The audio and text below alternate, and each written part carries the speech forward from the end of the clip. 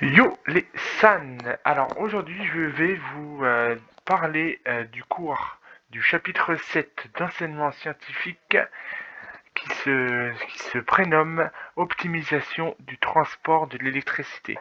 Alors on va commencer, on va d'abord parler du cours en faisant des applications.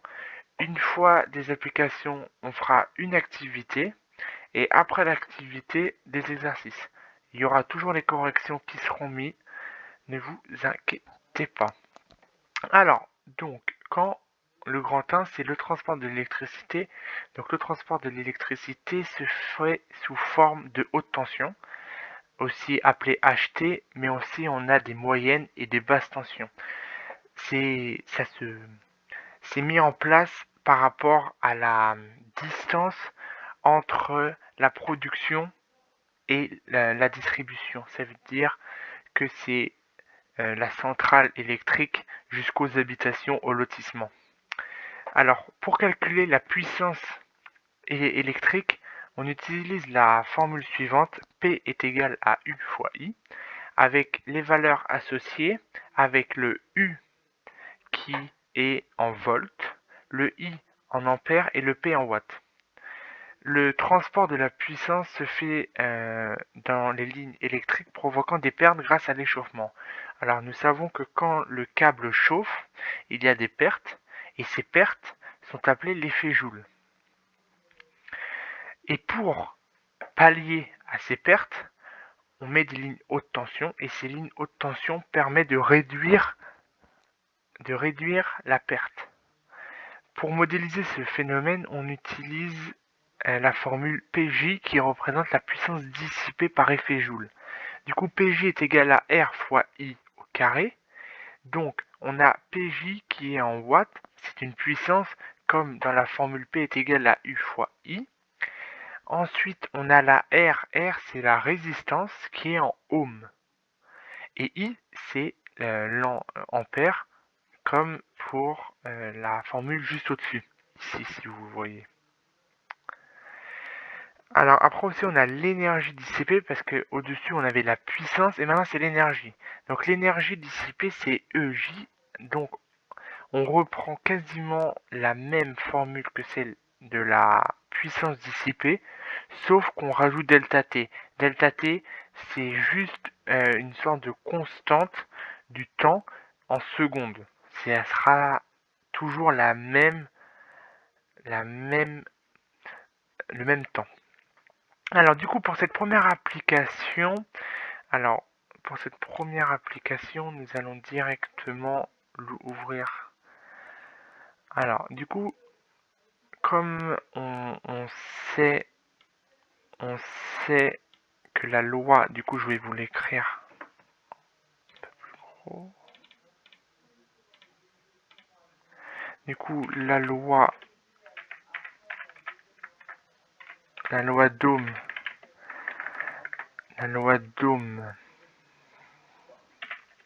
c'est U est égal à R fois I. Après, on sait que la puissance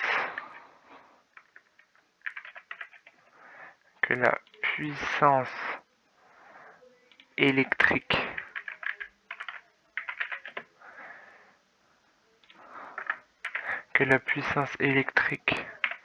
est égale à P est égal à U fois I. Et on a, pour finir, comme on avait dit, PJ qui est égal à R fois I. Ou plus simplement, PJ est égal à R fois I au carré. Voilà, plus simplement. Alors, du coup, ça c'est pour la première application. Du coup, la première application, fallait juste mettre les différentes formules qui existent pour calculer les pertes effet Joule, la loi d'Ohm. C'est pour te rentrer dans ce chapitre.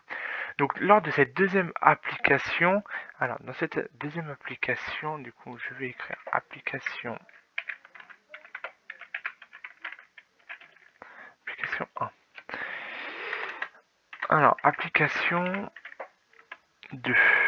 Du coup dans cette application 2, alors on va lire la question. Alors c'est montrer que une puissance donnée, plus la tension d'alimentation U augmente et plus PJ diminue. Alors du coup déjà pour commencer, il faut écrire la formule ici. Du coup, on écrit cette formule-là. Et après, on écrit que P est égal à U fois I. Et tout ça qui est égal à une constante. Et du coup, pour savoir, du coup, on peut faire que pour avoir un I qui est faible, il faut que le U soit grand. C'est le principe des hautes tensions. Cela signifie que plus une intensité sera faible, plus on pourra avoir une tension dans ces lignes, dans ces câbles, si vous voulez être plus précis, qui sera plus grande et donc une quantité qui ira au lotissement beaucoup plus grande. Donc, l'utilisation de lignes haute tension permet de minimiser les pertes énergétiques. Et après, comme on l'avait dit juste avant, les échauffements. Juste ici, par échauffement. Du coup, dans cette deuxième, il faut juste dire que pourquoi on utilise, pourquoi le I doit être faible et un U grand, bah, c'est pour minimiser les pertes énergétiques. Alors, pour réduire les pertes, on peut modéliser avec ces schémas juste ici. Du coup, si vous avez un contrôle, ça sera ce type de dessin, du coup, avec une centrale nucléaire, une ligne haute tension et une usine. Du coup, pour un circuit électrique, on met toujours le générateur, si on veut être précis avec les bornes plus et moins, avec le sens du courant qui est conventionnel de de la borne plus à la borne moins. Du coup, si le plus est là, on met des petites flèches qui va jusqu'à le moins. Et du coup, on sait qu'il y a, à part, c'est comme ça par contre si c'est l'autre côté, puisque c'est l'autre côté, comme on a la centrale nucléaire à la ligne haute tension qui fonctionne comme une résistance. Du coup, le sens plus est par ici pour de la résistance et ensuite à l'usine et de l'usine à la centrale nucléaire. Ça, c'est pour le circuit électrique. Par contre, pour le graphe orienté, pas besoin de mettre la ligne haute tension, juste la centrale nucléaire, l'usine, une flèche qui relie les deux, et en disant que c'est la centrale nucléaire qui va vers l'usine et non l'inverse, puisque c'est la centrale nucléaire qui produit l'électricité pour faire fonctionner l'usine. Alors, du coup, dans cette application 3, je vais juste vous expliquer comment le faire sans pour autant vous le schématiser. Du coup, alors première question, représenter le modèle du circuit électrique correspondant au cas 2. Dans ce cas, alors donc le barrage hydraulique fonctionne en tant que générateur comme l'usine dans le cas 1. Du coup, le générateur, c'est le barrage hydraulique. Après, on a ici une résistance, une sous-station qui se divise donc. Et là, il faut rajouter juste une ligne de plus puisque c'est un dédoublement d'une sous-station entre une usine et une maison. Pour le graphe orienté, bah, on fait exactement comme ça. Du coup, on met le barrage hydraulique, on met la sous-station, et de cette sous-station, on met deux lignes entre la maison et l'usine, et toujours le sens du barrage vers l'usine et la maison. Alors, du coup, dans cette application 4, la minimisation des pertes. Du coup, représenter le réseau sous forme d'un graphe orienté. Bah, du coup, on commence par le barrage hydraulique, on se dirige vers une sous-station et cette sous-station se découpe en trois lignes, une vers les centrales électriques photovoltaïques, une autre vers une usine et lotissement de maisons. Identifier les contraintes de fonctionnement des cibles, puis calculer les intensités par courant. Alors, du coup, pour l'application 4, on va pouvoir écrire ici. Alors, du coup, pour le 1, c'est le graphe orienté. Et pour le 2. Alors, pour le 2, on utilise la formule P est égal à U fois I. Comme on sait qu'on a le P, la puissance, je vais vous la montrer. La puissance, elle est là. La puissance de l'usine, parce que c'est d'abord usine et après c'est... Ah merde. Hop. Application 4, ok. Du coup, comme on a P et on a U, on n'a pas I, alors du coup, faut changer le positionnement en mettant que I est égal à P divisé par U. Et tout ça, je vais l'écrire juste ici, c'est pour l'usine, bien sûr. Alors, du coup, on sait que c'est 40 000 divisé par 630. Pourquoi? Parce que c'est juste ici, si vous le voyez. Du coup, c'est 40 000 divisé par 630 qui nous trouve 63,5 ampères puisqu'on cherche l'intensité. Alors, et après pour le lotissement, c'est exactement pareil. Du coup, je vais vous l'écrire ici, 63,5 ampères.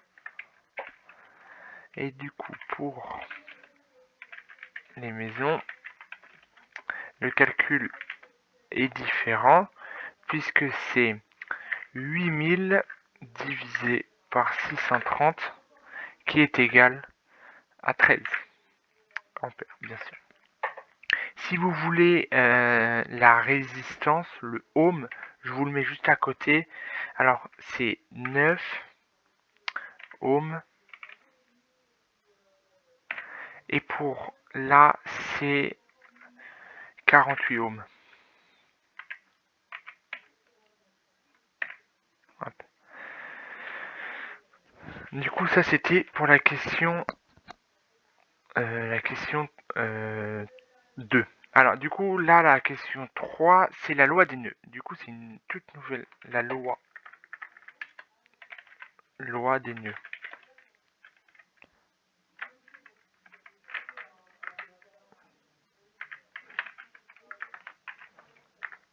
Loi des nœuds. Alors, la loi des nœuds, elle s'écrit comme ça. I1. Hop, alors. I1 plus I2 plus, est égal à I3 plus I4. Et du coup, là, dans notre question, on veut I2. I2 est égal à I3 plus I4 moins I1. Du coup, je vais vous expliquer pourquoi moins I1. Parce que, comme on sait que le I1 est ici et veut passer de l'autre côté, quand on passe derrière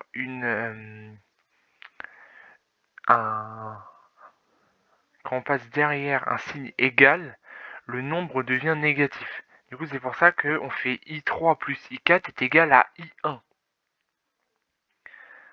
Ok. Alors, après, on a PJ.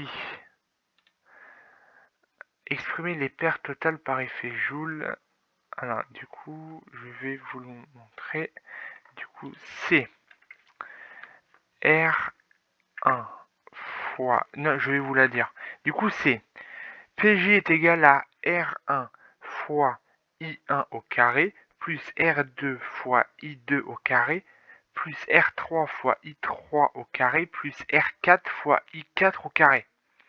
Ça veut dire qu'on prend la formule de PJ est égal à R fois I au carré et qu'on la met pour chacune des intensités, pour 1, 2, 3 et 4. Alors, on vient de finir avec le cours, maintenant nous allons nous exercer avec des exercices. Du coup, je vais vous lire l'exercice et comme ça, je peux vous l'expliquer.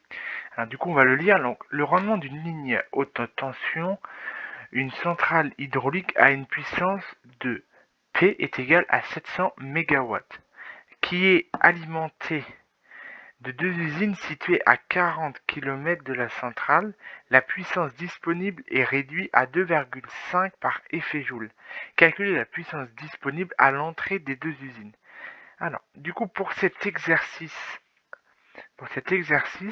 je vais vous montrer une correction pour parvenir au résultat qui est une facilité un peu plus facile qu'un calcul un peu plus compliqué, donc c'est juste un simple pourcentage. Alors, on connaît que la puissance délivrée est de 700. 700, on le multiplie par 2,5, qui nous donne ces 2,5. Alors, du coup, je vais vous le dire. Donc, 2,5 fois 700, ça nous donne est égal à 1750. Ces 1750, donc en dessous 1750 divisé par 100, puisqu'on veut puisque c'est un pourcentage, qui est lui-même égal à 17,5. Ces 17,5, on sait que ça c'est la perte, puisqu'on demande ça. Et du coup, on fait simplement 700, puisque c'est la puissance délivrée par l'usine, par la centrale hydraulique. On la soustrait à 17,5, qui nous donne 682,5 kW, puisqu'on n'a toujours pas changé d'unité, mégawatt, puisqu'on n'a pas changé. Du coup, cet exercice, vous pouvez en avoir un de telle sorte à juste calculer en fait, c'est calculer 2,5% de 700. Alors, du coup, après avoir fait des exercices sur ce chapitre, nous allons voir une activité qui met en relation des documents avec des questions et aussi des notions vues dans le cours qui pourront être appliquées sur ces questions. Alors déjà, on va commencer avec la première question qui est indiquer les choix technologiques qui permettent de limiter les pertes d'énergie lors du transport de l'énergie électrique dans les lignes électriques. Déjà, il faut savoir que c'est les lignes haute tension ainsi qu'un conducteur qui permettra de minimiser les pertes énergétiques. Deuxième question, c'est un schéma, du coup on a un générateur. Du coup, si vous voulez, c'est exactement ça. Exactement pareil. Alors, troisième question, alors calculer la puissance fournie par le barrage au transformateur A. Alors du coup, le calcul c'est P est égal à U fois I. P est égal à 200 000, il est marqué là, 200 000, multiplié par 0,15, puisque c'est U fois I, qui nous donne 3 fois 10 puissance 7. C'est la petite 1. On te demande uniquement le transformateur A. Je donne le transformateur A. Petit b. Du coup, en considérant qu'il n'y a pas de perte de puissance au niveau du transformateur A, déterminer les valeurs de l'intensité I2 circulant dans les lignes de transport entre les transformateurs A et B dans le cas de U est égal à 400 000, U est égal à 10 000 et U est égal à 260. Alors, on fait quoi? On sait que juste au-dessus, on a calculé P. Et là, on veut I. Donc, on fait 3 fois 10 puissance 7, juste le résultat qu'on a dans la question ici, divisé par 400 000 pour le premier calcul, qui nous donne 75 ampères, bien sûr, ne jamais oublier l'unité. Pour celui à 10 000, c'est 3 fois 10 puissance 7 divisé par 10 000, ça fait 3000 ampères. Et pour le dernier, on a 3 fois 10 puissance 7 divisé par 260 qui nous donne 1,15 fois 10, 5 ampères. Petit c. Dans chaque cas, on déduire les pertes de puissance dues à l'effet Joule dans les lignes du transport. Donc pour calculer les pertes, on utilise la formule suivante, PJ est égal à R fois I au carré. Donc nous savons que R est la résistance en ohms et on voit que c'est égal à 4 ohms. Donc on effectue le calcul suivant. Pour chacun des résultats obtenus auparavant à la question B, donc on fait 4 fois 75 au carré, puisque au début on a trouvé 75, ce qui nous donne 22 500 watts. La deuxième c'est 4 fois 3000 au carré qui nous donne 36 fois 10 puissance 6, ou 3,6 fois 10 puissance 7 watts. Et pour le dernier, c'est 4 fois 1,15 fois 10 puissance 5 entre parenthèses au carré qui nous donne 5,29 fois 10 puissance 10 watts. Donc là, on a toutes les pertes énergétiques de chacune des tensions. Et pour la dernière, c'est justifier le transport en ligne haute tension pour minimiser les pertes. Du coup, quand des lignes haute tension sont utilisées, cela permet de minimiser les pertes, tout simplement. Du coup, merci de m'avoir écouté. J'espère que j'aurai répondu à vos questions et en même temps aidé à la compréhension de ce chapitre. Je vais vous dire à la prochaine. Ciao, ciao.